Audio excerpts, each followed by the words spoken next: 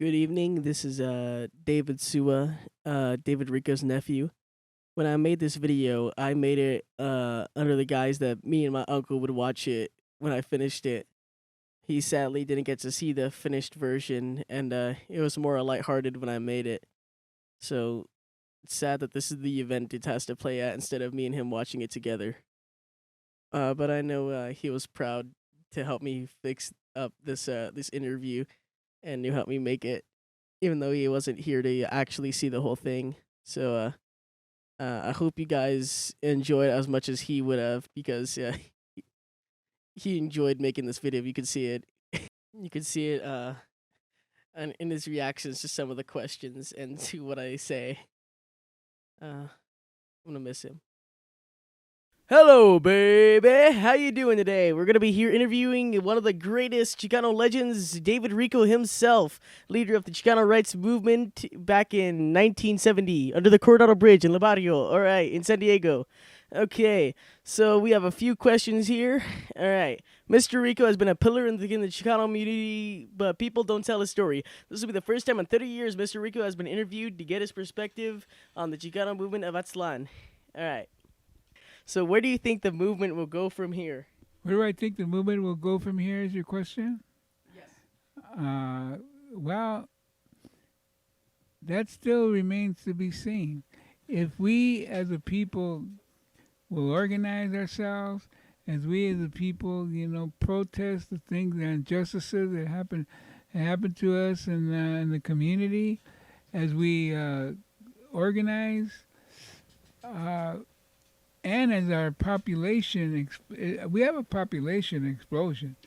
There's more Chicano now than there was when I was involved in the 1960s and 70s. So it would seem that we should have more power when you have more people, but that's not necessarily the case.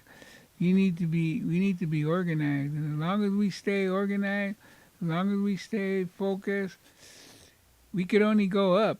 I can't see us going down, but we need to, like I said, organization is the key to all of this. Well, the movement will go from here is I could just sum it up in one word: power. We need community power. We need neighborhood power. And what I mean by power is that we need to be able to influence our own destiny. If we need certain things in our neighborhood, then we'll be able to get it if we're organized. We pay taxes like everybody else does, but our taxes go to us? Not always. And so we need to make sure that happens. So I can't tell the future.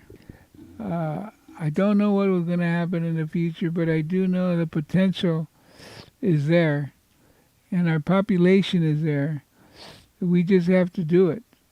And through organization, creating organizations and joining organizations is how we're going to do it. So I see a future for us, but there's also, no matter what happens, there's also the negative things that fight back. Like I said, discrimination. Groups like the Proud Boys, groups like and, Nazism, groups that people who hate Jewish people, who hate black people. Those organizations are still there. Some of those people were the people who attacked the Capitol, and so these things it's going to depend on us. It's going to depend on you, on the youth, because the youth is always the people who are the ones who are going to have to stand up, and we may even have to sacrifice, like we've had in the past. So my hope is that we will continue, and until we have power to control our own destiny and power to control our communities. So that's my answer to that. All right, you have been active within the community for about 30 to 40 years now. What do you think your proudest moment is within the community? No one's ever really asked me how what my proudest is, but I would answer it this way. I'm proud that the movement continues, and that if I contributed even a little bit to that movement to end to end discrimination, to end poverty in our neighborhoods, to bring back Chicano studies, bring back bilingual education. Those were the things that I'd be proud of. I'm proud of that I was part of that. And the last thing I want to say is I'm still doing that. And I'm still involved in it as best as I can. And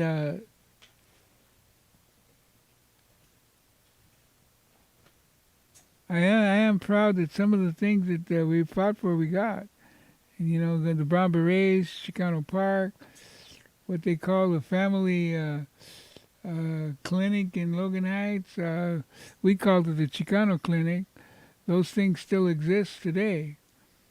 And I'm proud to say that I was part of that struggle. And protests in the street, I'm proud of those too.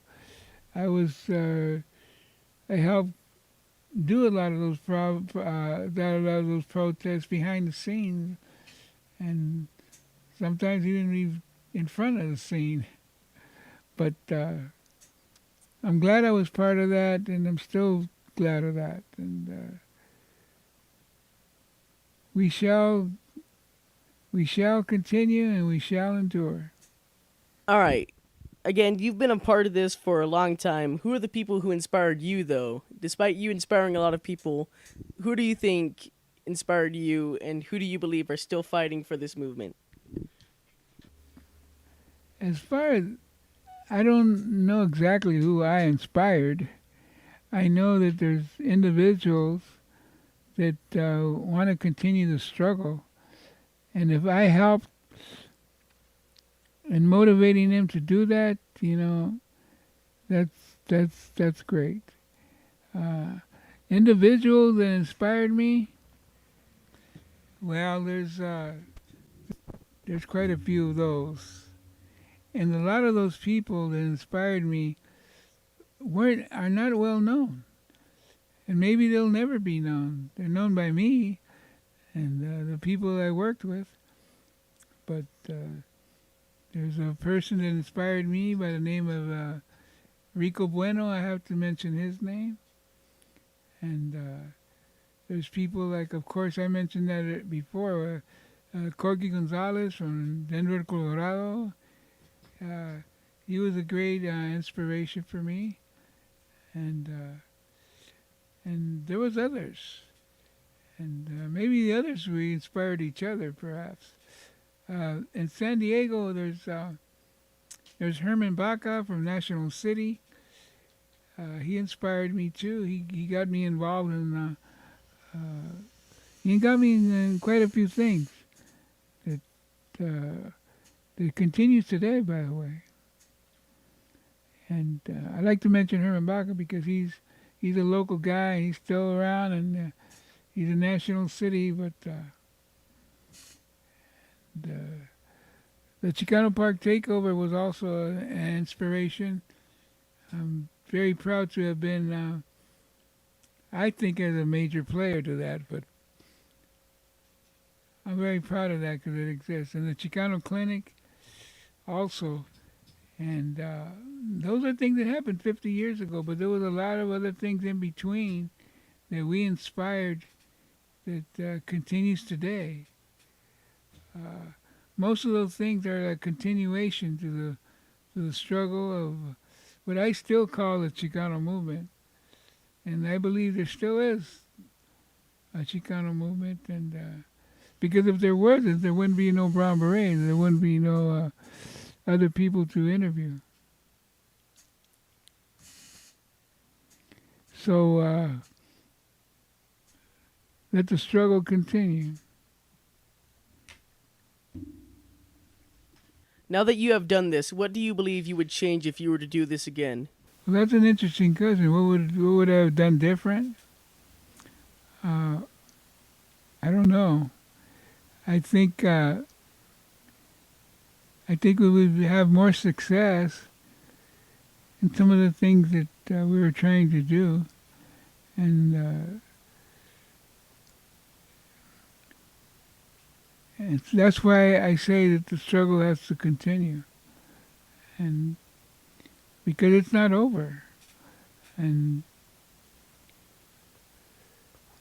and as long as it's not over, then then I have to say it over and over and over again. This struggle is a continuing struggle, and I don't see an end to it. And what have I done? What would I have done different? I don't know what I have done different. But the things that I did or tried to do was something that I believe has to continue. It's. I think I would probably do the same.